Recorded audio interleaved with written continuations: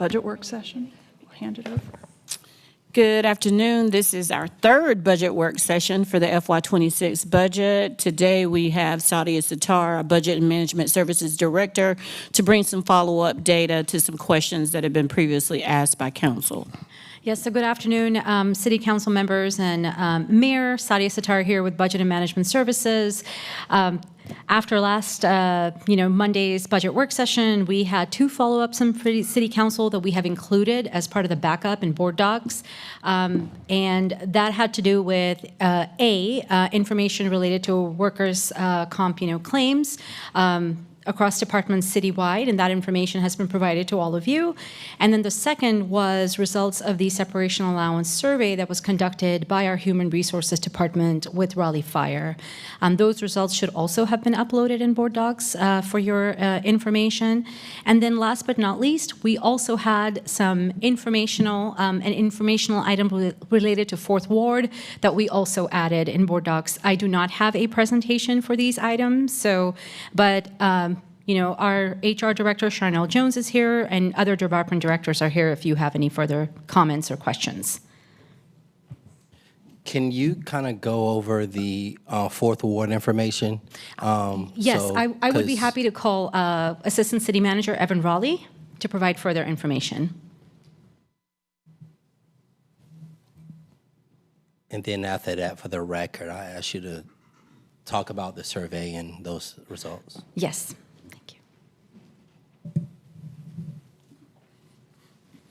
Good afternoon, Mayor, members of Council. So I'm happy to kind of review briefly the summary of the Fourth Ward commitments that the Council has, or the staff has made over the last year. So you'll see this noted again in the memo that's attached to the agenda item. But briefly, last, I guess, September and August, end of August, early September, staff provided lots of support to Ms. Rainey and others, organizers of the Fourth Ward historical recognition event that was held.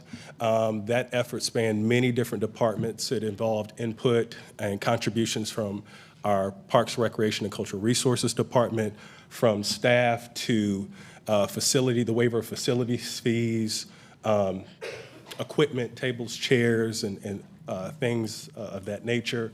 We had participation. I believe there were some panel sessions that were scheduled throughout the week. So I know our Planning and Development Department participated. There was a celebration event that occurred that was held, I think the culminating event that was hosted at the Performing Arts Center. That event was a recipient of a $10,000 community grant that the Convention Center staff provided to the organizers of that event as part of their community support fund. And just recently, I know that there has been some additional requests that Parks, Recreation, and Cultural Resources are working to support. I believe the total value of that is estimated somewhere in the $1,000 neighborhood. The total support that the city's contribution to that event that I spoke about last August and September, I think we put the dollar value at roughly $30,000 between monetary and in-kind support. I should also note that the city is also looking at other opportunities to recognize the history of the Fourth Ward. Of course, the Chavis-Dick Strollway is currently under development, will be soon. We've hired in the process of hiring a firm to lead the planning and design of that effort. We have every intention to use that opportunity to celebrate the history of the Fourth Ward. In addition to that, we are also looking at opportunities within the context of the Convention Center and Red Hat relocation projects for opportunities to celebrate that history. So it's something that we're keen on, but those are, I believe, several of the things that, again, are referenced and highlighted in the memo that was shared with you, but happy to answer any of the other questions you may have. Yeah, I just want to thank our staff for really providing that support last year, and I know the events meant a lot to the community and were really fabulous and well attended. And I'm looking forward to seeing how we can incorporate the history of the Fourth Ward in the Convention Center expansion and the Chavis-Dix Strollway. I think those are both incredible opportunities. I do plan to follow up with Ms. Rainey and the Fourth Ward group to just better understand any additional needs that they're looking for. But I think if we were going to put anything specific in the budget, it would have to be for the following year. But I'm hopeful we'll still be able to find some things as we go along in this next year, that we already have funds for that can be dedicated to telling that history. Councilor Silver. I know this is in Councilmember Harrison's district, but I do also want to echo continued conversation with Ms. Rainey and others that live in the area.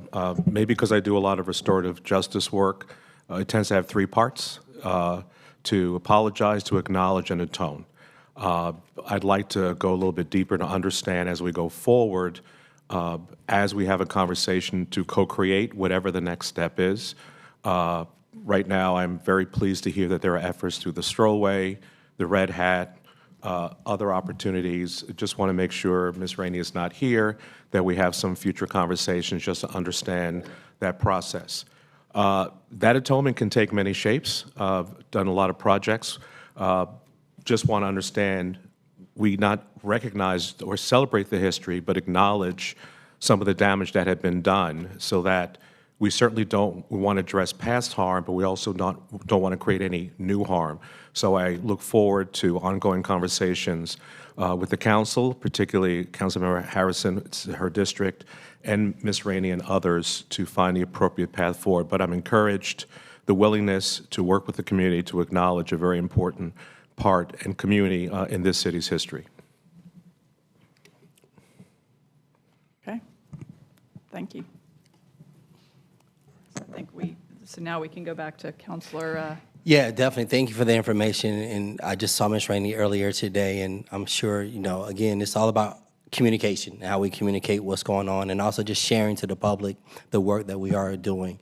As far as the fire and the survey, if we can share some insights on that and where we are there and the results. Absolutely. So we do have HR Director Charnel Jones in the audience, and I'd like for her to come and tackle this. Thank you.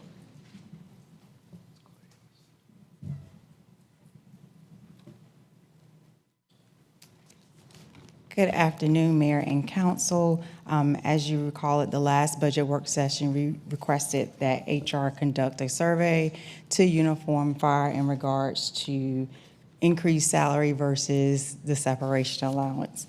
So on last Thursday, June 5th, a survey went out asking Uniform Fire a couple of questions, and you see them in your packet, but one of the questions was, are you willing to receive a general wage increase of 2.2% instead of the 11% in order to fund a separation allowance benefit? And based on the individuals that responded to that survey, at this time, 67% said no, that they were not willing to receive a reduced salary. The next question, and 33% said yes. The next question that we asked, are you willing for firefighter pay to be less than the market today in future years to fund the separation allowance? 72% said no, and 28% said yes. We also asked them to rank in regards to what they felt was most important as it relates to a total rewards package. That was compensation, separation allowance, and benefits, and most made compensation a priority.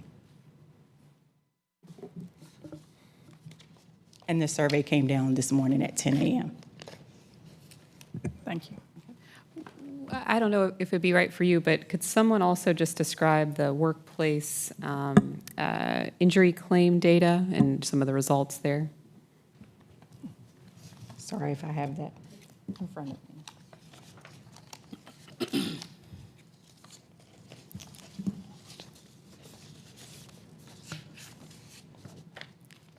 Just one moment, I'm going to do a lifeline to Ryan, if he could hand me the memo, because I don't have the workers' comp data in front of me. Sorry.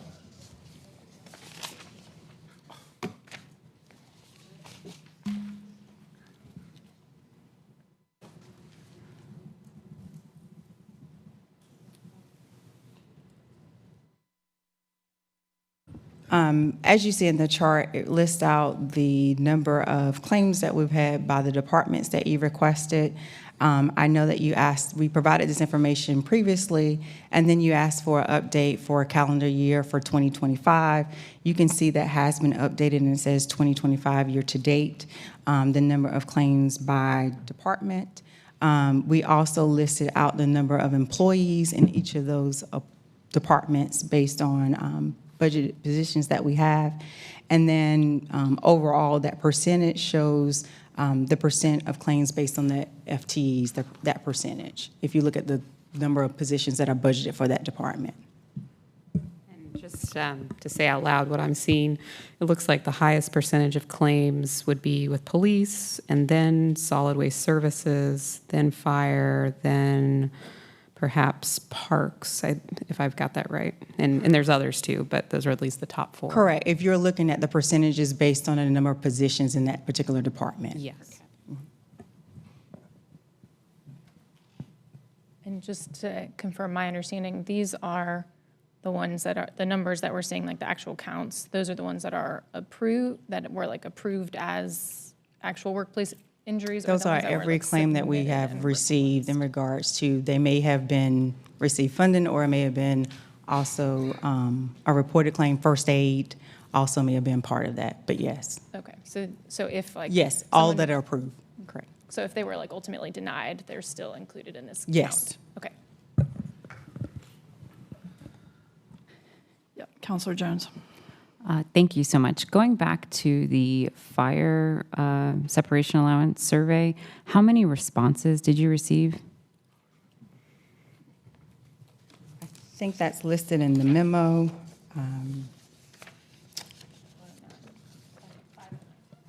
Received responses from 509 participants. So this is just saying that each one had one opportunity to. Correct. So it was checked so that this isn't multiple.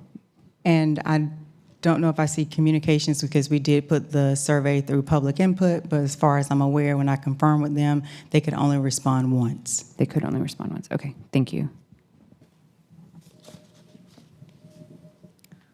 Other questions for, welcome. Thank you. Other questions for staff? No, thank you.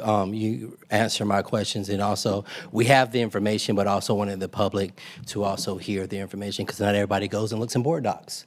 So definitely thank you for that information. And I have my thoughts as far as the budget. You know, I think staff really looked deep and hard on how we can help show that we care without raising taxes. And that's across the board, across the entire city. The thing about a budget is everybody doesn't get everything they ask for, and it's hard.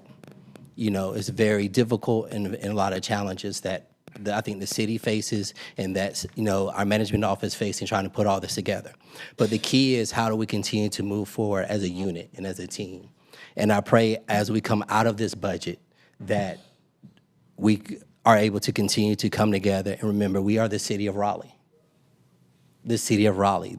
Those who are currently here, those who are retired from the city, and how we come together and what we do is we serve the people. And I want to thank all employees for what you do, because it's true service. If you could go out and get paid by the open market, I know you could be paid a lot more. But you do this because you care. You do this because you have a passion for your job. And for that, I say thank you. And at the appropriate time, I will move for approval of the budget. All right. Thank you, Counselor Branch. Other commentary, Mayor Pro Tem? I would just say in general, moving through the community over the last few days, there are a lot of folks, a lot of citizens and residents who are very complimentary of the city manager and the budget staff for being able to find a way to do 9 to 11% increases without raising taxes. I think folks think that you are a unicorn, you and your shop, you have a magic wand, or you figured out some secret sauce or secret formula. But I know a lot of folks that I've encountered over the last few days are very, very complimentary of the work you and your team were able to do to be able to come up with a budget where, staff appears to be valued more so than our partners in the county and the state, where they're talking about 1% or 2% increases. And so I just want to kind of pass on some of the positive and complimentary remarks that I've heard for you and your budget team on the fantastic job that you've been able to do. Okay. Yep. Counselor Jones and then Harrison. Yeah. I just have, before we go on to approving a budget, I'd love to speak about transportation. I have heard from some folks just wanting to discuss more about the transportation being 15% over year. And so I'd just like, if we can have that discussion really quickly, if somebody from transit is here. Yeah, I think. Yes, so we do have staff from transportation here, as well as Assistant City Manager Michael Moore for any questions you may have. Appreciate it.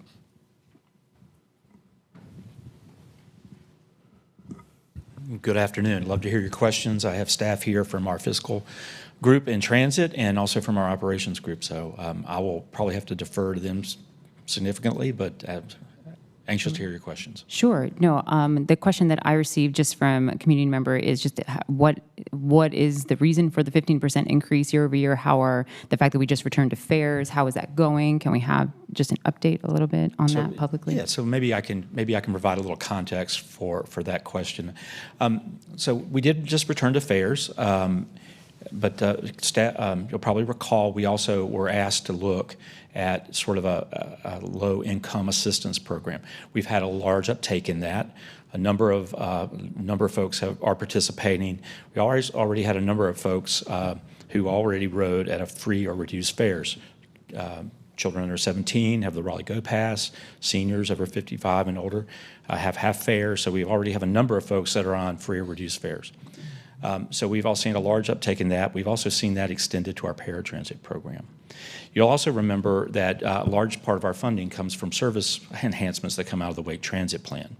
So this year you'll see in that budget about $5.5 million of service enhancements, increased service on Capitol Boulevard, new service on Falls of News and Atlantic, some other smaller increments there as well. But there's that piece that you've seen included. You'll also see that we have, under our agreements with RAPDEV, our operator, regularly just increases, inflationary increases for both hourly rates for hours of operation and hourly rates for their just base services. So that applies to both our fares for fixed route, but also for our paratransit service. And as we increase, fares, we also increase hours. We also increase that hourly operational rate. So you're seeing the culmination of that kind of come together. But we're basically providing a service that is improving year after year. So cost of going up year after year as well, just on normal inflation. The same things we see every day in our own lives. So that's a little bit of context. I don't know if you have anything more specific that I could help you with.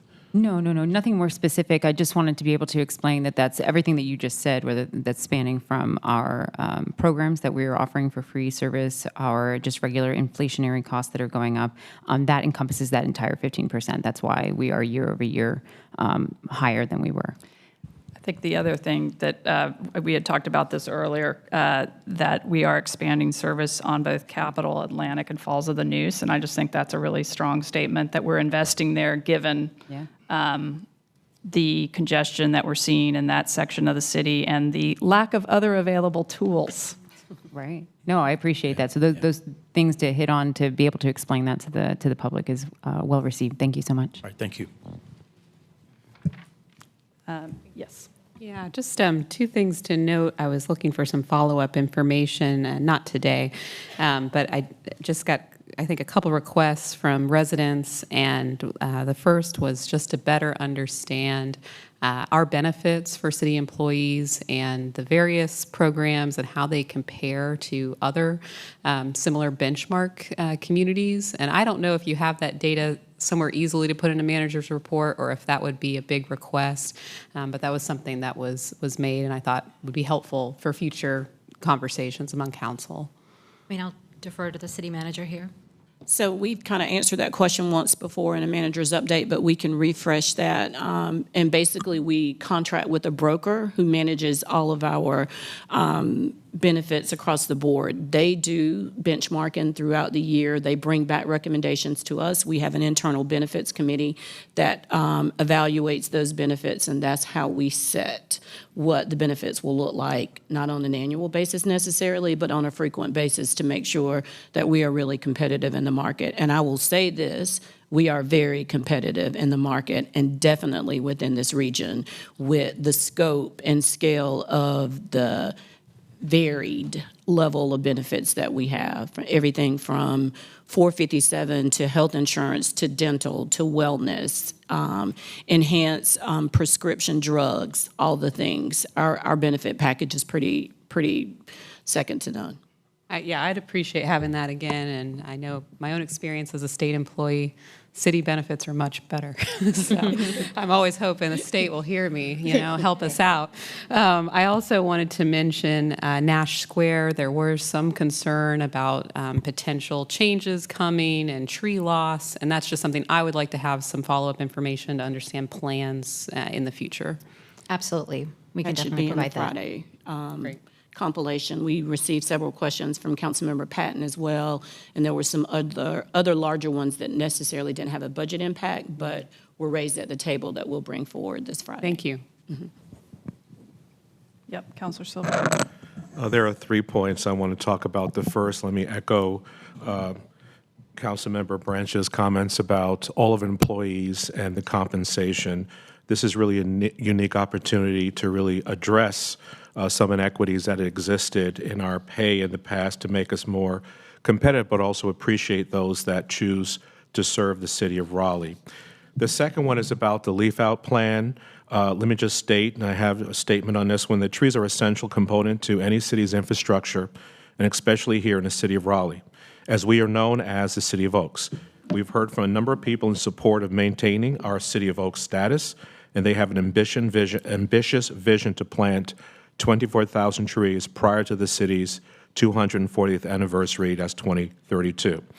I would connect their vision to our plan. I'm requesting the city manager work with Parks, Recreation and Cultural Resources Department to connect their vision with our efforts of the leaf out plan that is currently in development. The city is committed to doing its part in planting 24,000 trees by 2032. Ultimately, my hope is that there's a forthcoming fundraising effort or grant opportunity to support the tree planting program across our city. The second one is one that I find extremely challenging. In fact, the most challenging decision I've had to make as a council member. During the campaign, I was approached by many groups seeking support for specific issues. Separation allowance was one of them. Over the last 6 months, I've listened and asked many questions. I want to thank the firefighters, especially the Raleigh Professional Firefighters Association, who spent hours educating me on the secondary pension program. But in the end, I could not find a path forward that I could support. My vote today is not a no vote for the fire or its personnel. We entered the budget process with a goal not to raise taxes, and this recent survey had shown that at least those that responded would prefer compensation at this time. I would encourage the city manager to continue exploring opportunities to acknowledge the risk associated with firefighting, and I trust she will bring us something in the near future that could be considered for implementation. Thank you. Councilor Patton. Sure. Yeah, I think separation allowance has been the most challenging of the topics we've had to debate amongst ourselves in the past few months. I continue to support the benefit, but I think after our robust and fulsome conversation last week, it's clear the votes are not there and the path forward's not there. And but I do think there are a lot of good things in this budget, and y'all know I love to list a detail that I think might have gotten overlooked by the public, and some of them include expanded weekend hours for paratransit, move to a steady state budgeting, progress on our energy and EV and hybrid goals, work to continue our language access strategy, no increase to employee health insurance premiums, improvements to the Route 1, the Route 2, and the Route 15. Bus ridership is projected to be over 6 million trips next year, $3 million in watershed protection, $3 million allocated to ending homelessness, investments in accessible pedestrian signals, updates to the street design manual, site improvements at Buffalo Road Athletic Park, the Harris Creek Interceptor Project, and investments in the Little River planning, which will provide us a future water supply source. And so, along with some of the banner issues like the big investments in employee salaries. So at the appropriate time, I'll move to support the budget for all the things that are good within it, and with my appreciation for all the work that you all have done to produce this document and all the public service that's reflected in it. Anybody, Mayor Pro Tem, did you have anything you want to say about the budget, or you're good? Okay. Well, I mean, I can just make my comments. I appreciate all the work of the budget staff, the city, and it's a budget that's pretty easy to support in that there's no tax increase and that we are trying to take care of the people that take care of Raleigh. And having worked with the Conservancy and closely, particularly with park staff, I saw the challenges of recruiting to positions where people could be making a lot more money elsewhere and the challenges of that. So I certainly see across the board and the study that we did that showed 14% below market in general for the city. I think the pay increases, I feel like are solid recommendations by Siegel that I can support. I would say the one thing I get a lot is, well, what's the next big thing and what else is Raleigh doing? This is a budget that's putting a lot of money into people.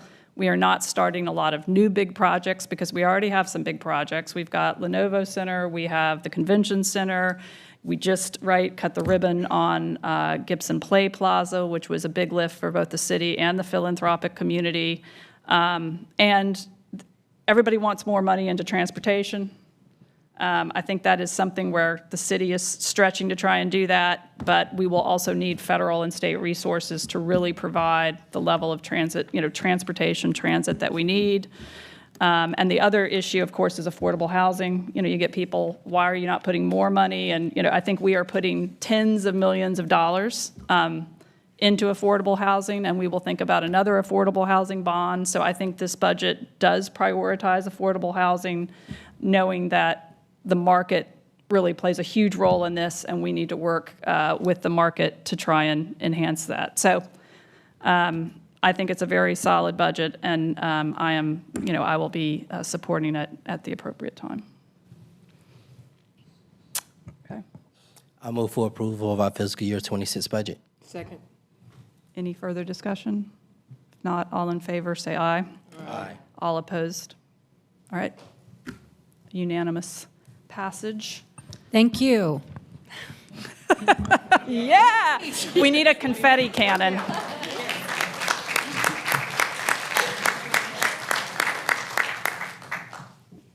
All right. Do we have anything else to come before us at this work session? We've got some documents for you to sign. Okay. So,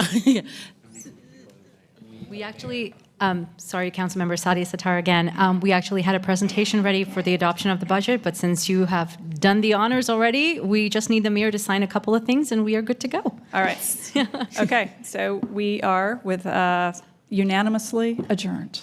Thank you.